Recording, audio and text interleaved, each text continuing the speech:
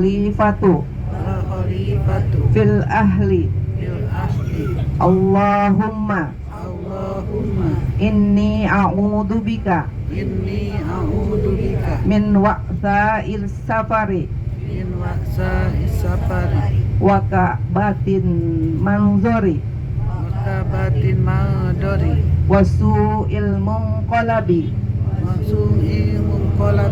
fil mali wal ahli wal waladi. Amin ya robbal alamin. Mudah-mudahan perjalanan kita tentunya dalam lindungan Allah Subhanahu wa taala, dan kita diberi kesehatan, kekuatan, keselamatan oleh Allah Subhanahu wa taala. Amin ya Allah. Terima kasih. Assalamualaikum.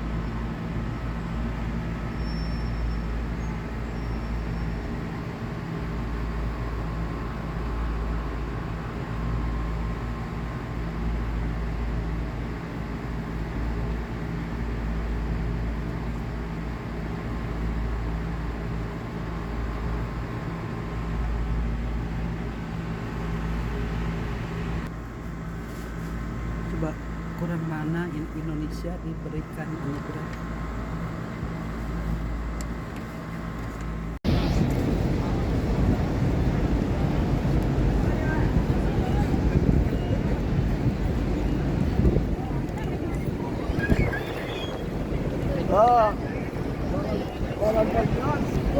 Jalan.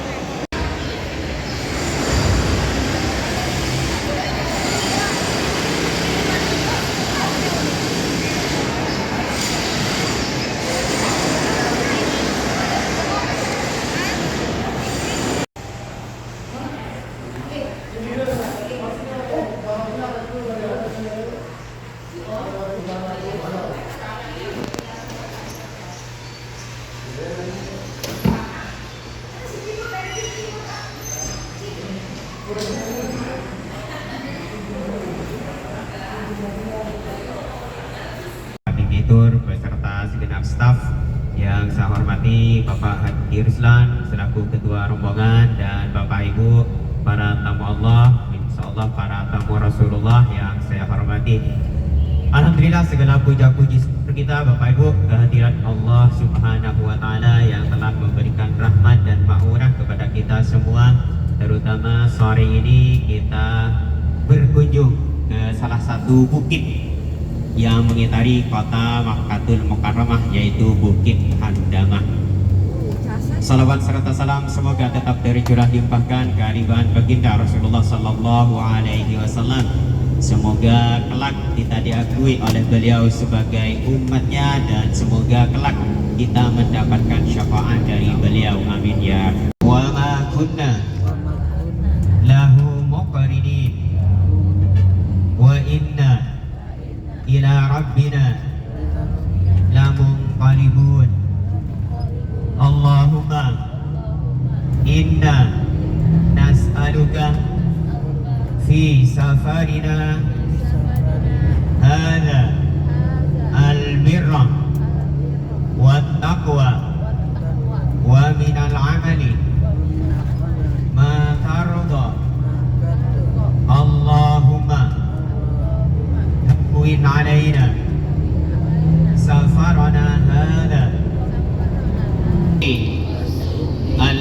والطلب في المال والأهل والولد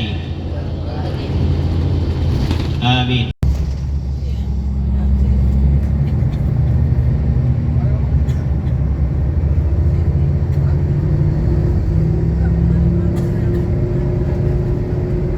Jadi kota Makkatul Mukarramah ini Bapak Ibu adalah lembah kecil yang gersang dan tempat di mana Allah Subhanahu wa taala memerintahkan Nabiullah Khalilullah Ibrahim alaihissalam untuk membawa putra beliau Nabi Ismail dan ibunda beliau Siti Hajar untuk dipindahkan dan ditempatkan di kota Makkatul Mukarramah.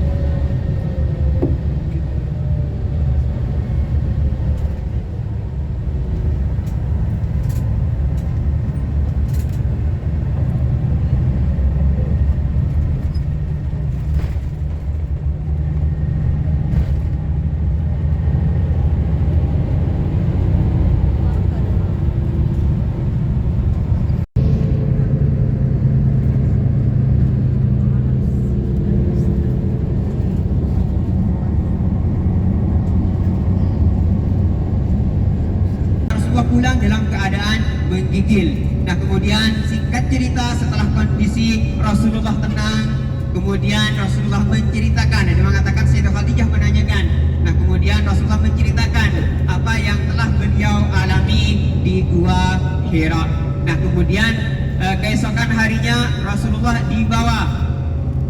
dibawa oleh Sayyidah Khadijah untuk menemui sepupu beliau, namanya Waraqah bin Naufal, sepupu beliau. Nah, Waraqah ini pada saat itu sudah tua renta Bapak Ibu, akan tetapi beliau menganut agama Nasrani dan beliau sering menulis naskah-naskah kitab terdahulu, disalin ke bahasa Arab, kadang disalin ke bahasa Ibrani dan lain sebagainya, sehingga beliau punya banyak pengetahuan tentang kitab-kitab terdahulu. Nah, kemudian setelah Rasulullah menceritakan apa yang dialami oleh beliau di Gua Sur, nah kemudian Waraqah mengatakan bahwa sosok yang menemui Rasulullah adalah Namus, malaikat Jibril, dan tidaklah malaikat Jibril menemui seseorang kecuali orang membawa wahyu, kecuali orang tersebut sudah diangkat menjadi utusan. Dan Waraqah mengatakan bahwa kelak Rasulullah akan diusir, akan dimusuhi oleh kerabat beliau sendiri. Dan Waraqah mengatakan bahwa kelak jika saatnya sudah tiba, Rasulullah diusir oleh kerabatnya sendiri dan saya masih hidup, kata Waraqah, saya yang akan membela Rasulullah SAW. Kemudian Rasulullah mengatakan, amuhrijihum, kata Rasulullah, apakah mereka akan mengusirku? Jadi Rasulullah masih heran, apakah benar nanti Rasulullah akan diusir oleh kerabat beliau sendiri? Kemudian Waraqah menjawab, begitulah yang dialami oleh rasul-rasul terdahulu, di mana mereka dimusuhi dan diusir oleh kerabatnya sendiri. Nah, itulah singkat cerita tentang Jabal Nur atau Gua Hira, di mana Rasulullah mendapatkan wahyu pertama yang secara otomatis Rasulullah diangkat menjadi Rasul. Nah, kalau Bapak Ibu masih ingat pelajaran dulu, bedanya antara Nabi dengan Rasul, kalau Nabi mendapatkan wahyu dan perintah hanya untuk dirinya sendiri, tapi Rasul mendapatkan wahyu dan perintah untuk dirinya sendiri dan juga wajib disampaikan kepada orang lain. Nah, itulah bedanya antara Nabi dengan Rasul.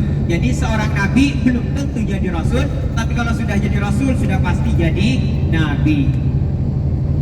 Lanjut Bapak Ibu. Nah, sekarang kita lanjut lagi tentang sosok Zaid bin Harisah. Nah, kemudian usia beliau 8 tahun, beliau ikut Sayyidah Khadijah. Pada saat itu beliau belum menikah dengan Rasulullah SAW.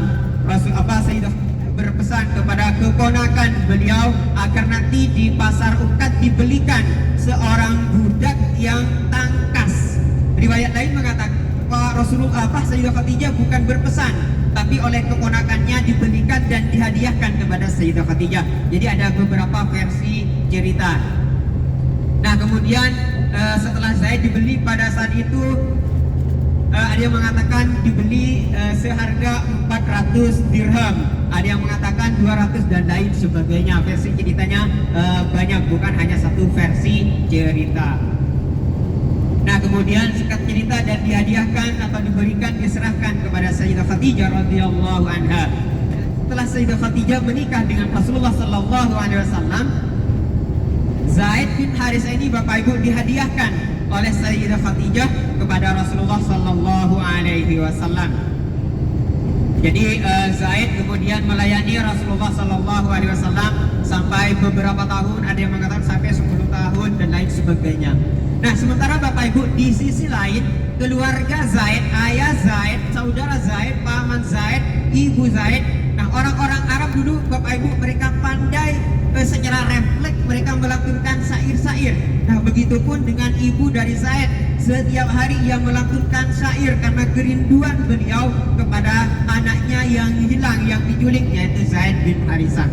Nah, singkat cerita, ada beberapa orang dari kampung halaman Zaid yang menunaikan ibadah haji dan ketemu dengan Zaid di Makkah. Kemudian saat melihat Zaid, mereka segera mengirimkan surat kepada keluarga Zaid di kampung halaman Bapak Ibu.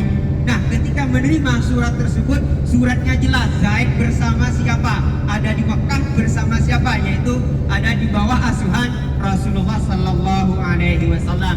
Nah, kemudian keluarga Zaid bertiga, ayah Zaid, saudara Zaid, paman Zaid, nah mereka segera menuju ke Makkahul Mukarramah. Singkat cerita Bapak Ibu, setibanya di kota Makkahul Mukarramah Bapak Ibu, nah ayah Zaid langsung menanyakan perihal keberadaan Rasulullah sallallahu alaihi wasallam. Nah, kemudian oleh penduduk Makkah ditunjukkan kalau pada saat itu Rasulullah ada di dalam masjid. Nah, kemudian 3 orang ini keluarga Zaid menghampiri Rasulullah, kemudian mengutarakan niatnya.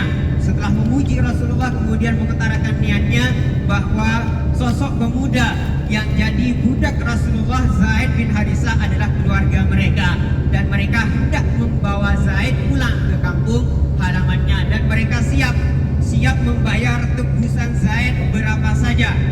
Versi cerita lain mengatakan bahwa mereka minta agar biaya tebusan Zaid diturunkan, dimurahkan. Jadi ada 2 versi cerita. Nah, kemudian Rasulullah punya ide lain. Rasulullah berkata, begini saja, kita panggil Zaid, kita beri Zaid pilihan, apakah akan ikut kalian atau tetap tinggal bersamaku, kata Rasulullah di Mekah. Kalau memang Zaid ingin ikut kalian pulang bersama kalian, saya bebaskan tebusan Zaid, saya bebaskan Zaid dari perbudakan, kata Rasulullah sallallahu alaihi wasallam. Nah, kemudian singkat cerita Bapak Ibu, Zaid dipanggil oleh Rasulullah sallallahu alaihi wasallam. Kemudian Zaid bin Harisah ditanyai, wahai Zaid, siapakah orang ini? Kata Rasulullah, wahai Rasulullah, ini adalah ayahku. Kemudian 3-tiganya, yang ini siapa? Ya Rasulullah, yang ini adalah saudaraku. Kemudian ditanya lagi, yang ini siapa? Ya Rasulullah, yang ini adalah pamanku ya Rasulullah. Kemudian Rasulullah mengutarakan, ya Zaid, apakah kau ingin pulang bersama keluargamu dan bebas, bukan jadi budak lagi, merdeka pulang bersama keluargamu, atau tinggal bersamaku, kata Rasulullah sallallahu alaihi wasallam. Nah, ternyata jawaban Zaid Bapak Ibu, pilihan Zaid Bapak Ibu di luar harapan mereka. Ternyata Zaid lebih memilih tinggal budak, tinggal di Mekah bersama Rasulullah sallallahu alaihi wasallam, karena Zaid sudah tahu betul akhlak dan kepribadian Rasulullah sallallahu alaihi wasallam, sehingga Zaid bin Harisah memilih untuk tinggal bersama Rasulullah sallallahu alaihi wasallam daripada bebas dan ikut keluarganya. Nah, kemudian keluarganya marah kepada Zaid. Ya Zaid, apakah engkau lebih memilih menjadi budak daripada ikut kami pulang ke kampung halaman, kata mereka. Nah, Rasulullah Bapak Ibu, karena Rasulullah rahmatan lil alamin, Rasulullah cerdas. Nah, Rasulullah melihat kondisi tersebut, kemudian